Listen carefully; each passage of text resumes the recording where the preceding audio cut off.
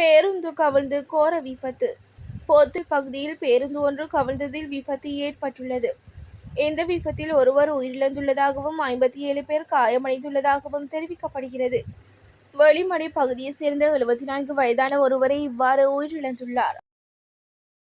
தமிழ் அரசியல்வாதிகள் தொடர்பில் அமைச்சர் வெளியிட்ட சர்ச்சைக்குரிய கருத்து. கடந்த காலங்களில் முன்னாள் ஜனாதிபதி ரணில் விக்ரமசிங்கவின் பின்னால் திரிந்த தமிழ் அரசியல்வாதிகள் தற்போது விழிப்படைந்தது போல நடந்து கொள்வதாக அமைச்சர் ராமலிங்கம் சந்திரசேகர் கடுமையாக விமர்சித்துள்ளார். குறித்த விடயத்தை ஊடகங்களுக்கு கருத்து தெரிவிக்கும் போதே அவர் கூறினார். சுமந்திரனை கண்டுகொள்ளாத மக்கள். தமிழரசு கட்சியின் பதில் பொதுச் செயலாளர் சுமந்திரன் அறிவித்த கடையடைப்பு போராட்டத்தை மக்கள் கணக்கெடுக்கவில்லை என்று அமைச்சர் ராமலிங்கம் சந்திரசேகர் தெரிவித்துள்ளார். கடல் தொழில் அமைச்சர் ராமலிங்கம் சந்திரசேகர் நேற்று மாலை தேசிய சக்தியின் கிளிநொச்சி அலுவலகத்தில் நடத்திய ஊடக சந்திப்பிலேயே குறித்த விடயத்தை தெரிவித்துள்ளார். கட்டுநாயக்க விமான நிலையத்தில் தீவிர பாதுகாப்பு. கட்டுநாயக்க சர்வதேச விமான நிலையத்தில் பாதுகாப்பு பலப்படுத்தப்பட்டுள்ளதுடன் அதிரடி படையினர் குவிக்கப்பட்டுள்ளனர்.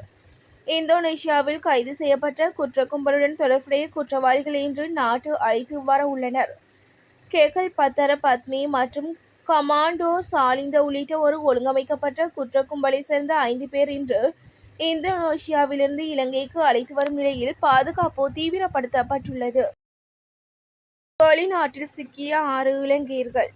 இந்தோனேசியாவில் கைது செய்யப்பட்ட திட்டமிடப்பட்ட குற்றச் செயல்களில் ஈடுபடும் கும்பல் தொடர்பில் முன்னாள் அமைச்சர் உதய கமன்பில வெளியிட்டதாக கூறப்படும் உண்மைக்கு புறம்பான கருத்துக்கள் சமூக ஊடகங்களில் செய்திகளாக பரப்பப்படுவது தொடர்பில் குற்றப்புலனாய்வு திணைக்களத்தில் முறைப்பாடு செய்யப்பட்டுள்ளது.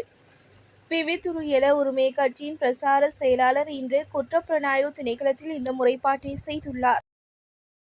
புலனாய்வு விசாரணை செய்யும் விசேட அமைப்பு.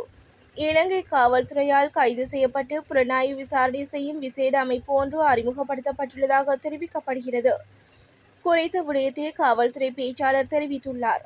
இந்த நிலையில் புதிய நடவடிக்கை தொடர்பில் மேலும் தெரிவித்த அவர், இலங்கையில் ஒருவர் கைது செய்யப்பட்டால், அதாவது எமது நாட்டிலுள்ள 25 நிர்வாக பிரிவிலும் கைது செய்யப்பட்ட சில நிமிடங்களில் அந்த நபர் தொடர்பான தகவல்களை குற்றங்களுக்கான தகவல் மையத்தில் பெற்றுக் கொள்ளலாம் என தெரிவிக்கப்பட்டுள்ளது.